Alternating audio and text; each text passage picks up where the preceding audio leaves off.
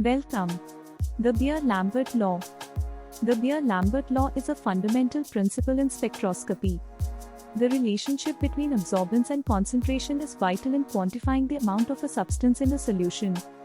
The logarithmic form of the Beer-Lambert law is commonly used to measure absorbance. The Beer-Lambert law is also known as the Lambert-Beer law or Beer-Lambert-Bourget law. The intensity of light passing through the reference cell is used as a baseline for the measurement of absorbance. The absorbance of a sample is calculated by comparing the intensity of light passing through the sample and the reference cell.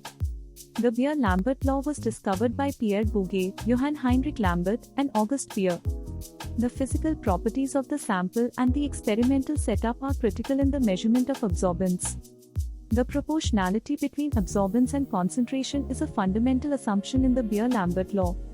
The Beer-Lambert law can be expressed as E equals epsilon Cl, where E is absorbance, epsilon is the molar absorptivity, C is concentration, and L is the path length.